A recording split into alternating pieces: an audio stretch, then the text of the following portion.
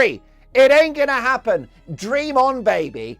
Hasn't Australia suffered enough? What have you done to deserve this? There shall be a crowd, and they shall be mobbed. It'll be like the Beatles in the 1960s. No one's interested. They could do a press release about where they're going to be and when, and it'll be a no-show. Out of nowhere, the mood has flipped, and now what should have been a smooth visit is turning into pure tension. Prince Harry and Meghan Markle are planning a trip to Australia, but instead of hype, there's serious pushback building fast. They haven't even boarded a plane yet, and things are already heating up. A petition signed by thousands of Australians is spreading quickly, demanding that zero taxpayer money be used for their visit. So a spokesperson for the Duke and Duchess, we don't know who it is, but it will be someone that will be fired early tomorrow morning. And it'll be another member of the Sussex Survivors Squad. Here's what they said. They said the Sussexes will visit Australia in mid-April to take part in a number of private, business and philanthropic engagements. Who do these people think they are? What are those business engagements going to be? Given the fact that the world's biggest streaming giant has just fired Meghan Markle and has had nothing to do with Harry for years. This isn't some quiet complaint either. It's turning into a full national debate that's getting louder every day.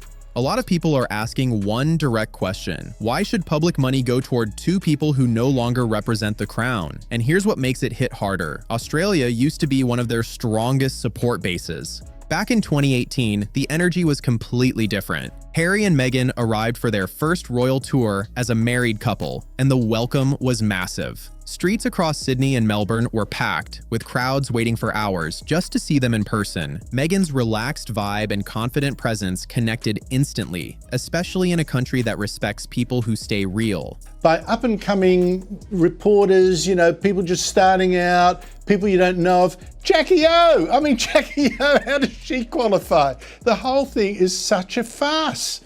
Harry looked comfortable, energized, like he truly fit in. Royal commentators at the time called the tour a major success, saying it showed the monarchy could still connect with modern audiences. For a short moment, it really looked like they were the future of the royal family, but that moment didn't last. Since then, everything has shifted. The couple stepped away from royal duties, moved to California, and started building their own path. They released major projects, including that explosive Oprah interview, a widely discussed documentary, and a memoir that revealed personal details about life inside the palace. They've built a strong global brand, no doubt, but critics aren't staying quiet. Some say that brand still leans heavily on the royal titles and status they left behind. Now they're heading back to Australia under completely different conditions. This time, they're not official royals representing the crown. They're private figures managing a global image and facing serious public scrutiny. So unserious. It is so unserious. And I used to have maybe a shred of respect for them. Now it's totally gone at this point. I can now see the truth of what Meghan's PR strategy is. Craven views, that publicity here and there. She doesn't care about independent journalists. She just doesn't. It's true. All she wants is a bit of a headline, and unfortunately, we keep giving them to her because she's easy. She's very easy to go after, but she makes it like that for herself, Andrew. The moment their visit was announced on March 8th, reactions came in fast. Within hours, that petition took off, pulling in signatures at a rapid pace. And the message couldn't be clearer. Harry and Meghan stepped down from royal duties in 2020 and now run private ventures from the United States. So if they do decide to come to Australia, people are saying one thing loud and clear. Treat it for what it really is, a private trip, nothing more. No official titles in play, no government involvement, and most importantly, no taxpayer money covering anything. I expect there'll be a very different level of public access to them this time. Would they be likely to be doing public events with meets and greets of members of the public, do you think, or will this all be very tightly controlled? It will be tightly controlled. I've seen, what I thought was interesting was the announcement included private events. Like wouldn't we just assume that they would want privacy throughout the excursion? But don't forget, or don't think for 1 second, they won't try to make it look like an official royal engagement. They will want certain photo opportunities where there's an audience clamoring for them so that they can send those pictures to People magazine.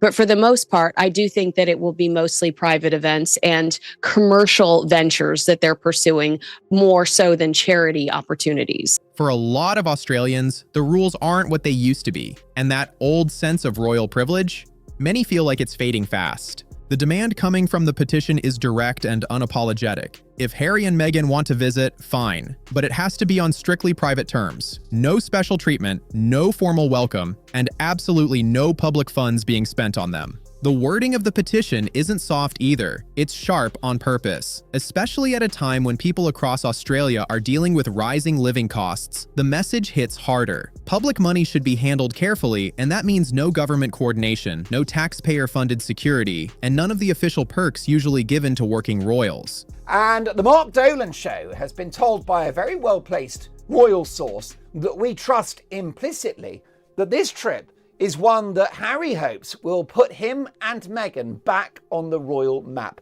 That is how deluded these people are, that they think there's a chance that there's a way back when clearly there is not. But the real heat shows up in the comments people are leaving as they sign, and some of them don't hold back at all. One person wrote straight up, "These two have been handed more money than most people will ever see. They can pay their own way." Another comment pushed even further, calling their visits cosplay, basically saying these tours feel like performances, copying royal duties without any real responsibility behind them.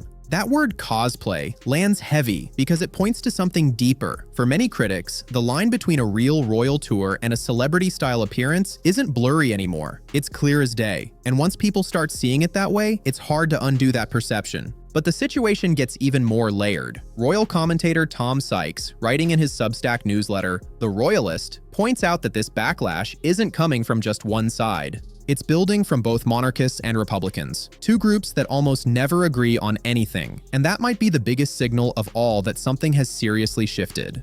So it's quite extraordinary. It's going to have the opposite effect. If Harry thinks that this will be a game changer, the game will be changed, and it will work against him, because Harry is going to once again infuriate not just his father, King Charles, but of course the real power behind the throne, William, who is the equivalent of the president-elect. He is the heir to the throne. He's the king in waiting, and he won't take any of this nonsense from Harry when he becomes the main man. For Republicans, this visit opens the door to a much bigger question. Why should a distant royal institution still matter in modern Australian life at all?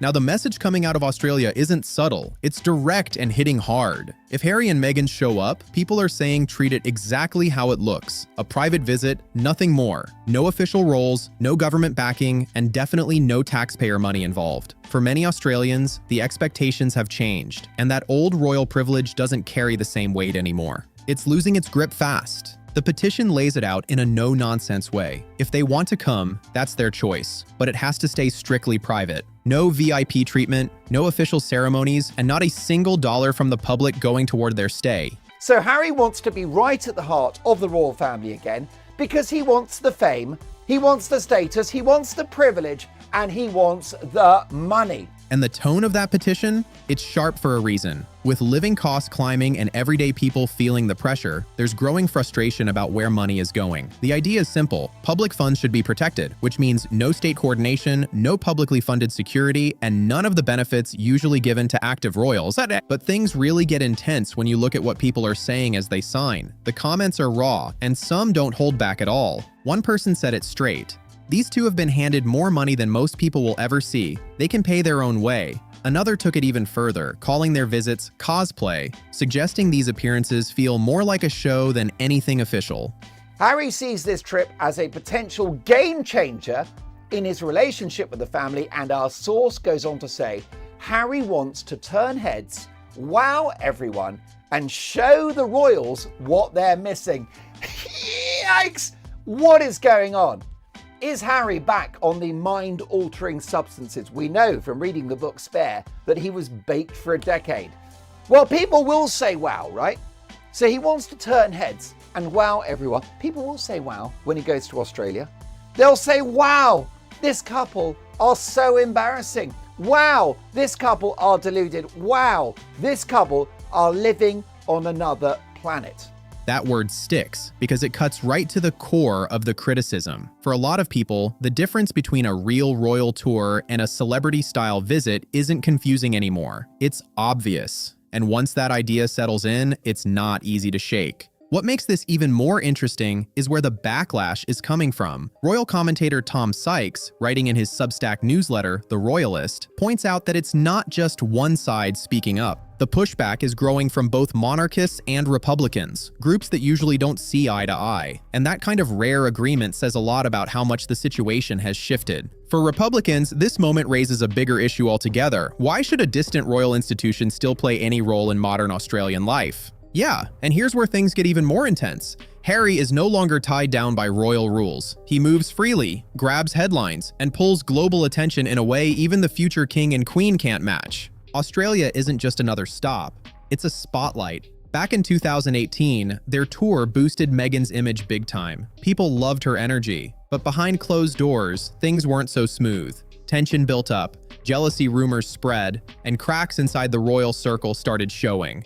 It is a total farce. You can see, I love that, the Bogan vote. I mean, you can't get more sort of out of touch or out of tune with how Australia is than to think, oh, I'm going to stand up for women's rights and talk about my, my plight and my fight for freedom with Jackie O. Now they're coming back, but everything has changed. They're not royals on duty anymore. They're private figures with business moves and a brand to protect. And they're walking into a country dealing with rising costs, growing debates about becoming a republic, and ongoing royal drama that still follows their name. Every move they make will carry weight. Every handshake, every appearance, every smile. It all means something now. This is the same place that once treated them like favorites, and now people are seriously questioning what they represent. Australia is about to see a couple who are both admired and heavily criticized at the same time. They've got influence, status, and attention, but they're also dealing with the fallout of royal politics that hasn't fully settled. This isn't just a visit, it's a real test, and all eyes are locked in. And of course, they're so worried about their security. Are they going to have armed cops in Australia? Well, the good people of Australia will not be expected to cough up money for the protection of these royal spoiled brats. Why should they? The Australians have no skin in that game. And we know that Harry's battling the Home Office in the UK for armed royal protection. The Duke and Duchess of Sussex are stepping back into a country that's far from celebratory. People aren't just looking at Harry and Meghan. They're seeing a monarchy under pressure, a public family conflict playing out globally, and rising frustration reflected in that petition demanding they pay their own way. Officials have already made one thing clear. This is a private trip, and taxpayers aren't automatically covering the costs. But here's the twist. Security, crowd control, and logistics don't just disappear. Local authorities could still be pulled in to manage safety, putting them in a tough spot. Protect high-profile figures while handling public reaction at the same time. That's where things get complicated. The message from the public is strong, but the reality on the ground isn't so simple. Every appearance becomes a balancing act. Will the cheers overpower the criticism, or will tensions rise all over again? In a way, it's confected. It's because they're irrelevant. They're falling off the news cycle. Meghan isn't selling any jam. It was the Queen's dying wish. She did say in that statement when they Mexited that she didn't want them to be 1 foot in, 1 foot out royals. Now, over here, we're calling them kind of gig economy royals because it seems like they're just picking up jobs here and there, wherever they want to do them. They never wanted to do the full-time work. I think Meghan found it way too hard. Sometimes big power shifts don't start in government halls. They start quietly, then suddenly get loud. What began as a simple petition is now turning into something much bigger, and Australia is becoming a real testing ground for the Sussex model. Private celebrities with royal roots stepping into a space that might not welcome them the same way anymore. That petition didn't stay small for long. It quickly grew into a major media story, picked up across top outlets and spreading internationally. Now it's forcing Harry and Meghan, and even the palace, to face questions they've been avoiding. What exactly are they now? Where do they stand when it comes to public support, influence, and access to Commonwealth resources? The pressure is building, and the timing couldn't be more intense. When the Sussexes land in April, they won't be walking into a united crowd. They're stepping straight into a divided nation. The Prime Minister has stayed careful, calling the visit private. But that neutral tone won't stop the wave of reactions coming their way. Because once they arrive, every move will be under a microscope. Every smile, every appearance, every detail will be judged. that they're doing this all wrong. I mean, they're very lucky that they got out of Jordan just days before the Middle East erupted, but you can see that they're not privy to any of the sort of stringent protocols that go with being a royal, going on a royal tour. I think it's totally disrespectful to the royal family, especially with all they're going through at the moment. Australia, once the place of one of their biggest royal highs, is now turning into a high-pressure stage where nothing slips by unnoticed. And they're fully aware of it. Behind the scenes, the pressure is just as real. Government officials are stuck in a tough position, show too much support, and they risk angering thousands who signed the petition. Show too little, and it creates tension with the king's own son. It's a delicate balancing act with no easy answer. Harry may live like a global celebrity now, but his royal ties still follow him everywhere, and that keeps the spotlight locked on every move he makes. At the same time, political voices are stepping in. Some commentators and opposition figures are using this moment to push a bigger claim that the monarchy, in its current form, is starting to look more like a liability than an asset. They argue the Sussexes have reshaped the royal image for personal gain, holding on to titles while building independent ventures, and in doing so, exposing deeper cracks within the system. That's why this moment feels bigger than just one visit. It's not just about showing up, it's about relevance. Yikes! Harry's desperate move, a cynical new low for the prince as he plots yet another fake royal trip overseas in a last shameless attempt to win over King Charles and make himself a frontline serving royal once again. The monarchy once depended on automatic respect, but times have changed. Now every expense, every trip, every decision gets questioned. Public backlash, online campaigns, and petitions have become powerful tools, and this situation proves it. So when Harry and Meghan step onto Australian soil, it won't feel ceremonial. It will feel like a real-time test in front of the world. Meanwhile, William and Catherine remain silent, just as protocol requires, but they're definitely watching closely. Every headline, every reaction, every shift in public opinion is being tracked. Some royal watchers believe there's a longer strategy in play. Let Harry and Meghan face the pressure now, let the debates unfold, and later present William and Catherine as the steady, reliable alternative. The royals who really understand the deal know one thing. You earn respect, you don't just chase headlines. And right now, King Charles is stuck in a quiet but serious dilemma that's getting harder to ignore. His younger son, the one he still loves, is at the center of global controversy, while the crown itself is trying to hold its ground in places like Australia. This isn't just family tension anymore. It's playing out on a world stage. Our source goes on to say, Harry is hoping to tap into some of the magic of that last trip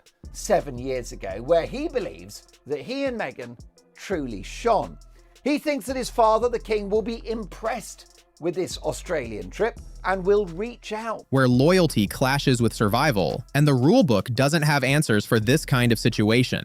Publicly, King Charles keeps it controlled. He stays neutral, avoids comments, and sticks to the line about non-working royals. But behind closed doors, it's a lot more complicated than that. He understands that Harry and Meghan's business moves still lean heavily on the royal name. Every appearance, every deal, every headline, it all connects back to the family brand. And now, that Australian petition is shining a spotlight directly on that reality. The timing couldn't be worse. The king is already dealing with personal health challenges while trying to define his own reign and step out of his mother's shadow. And now, this situation explodes in one of the Commonwealth's key countries, driven by his own son. Questions about funding, relevance, and loyalty are coming in from all directions. Royal watchers are starting to notice a pattern too. The same scrutiny follows Harry and Meghan everywhere. Canada, the US, the UK, and now Australia is stepping into the spotlight as the next testing ground.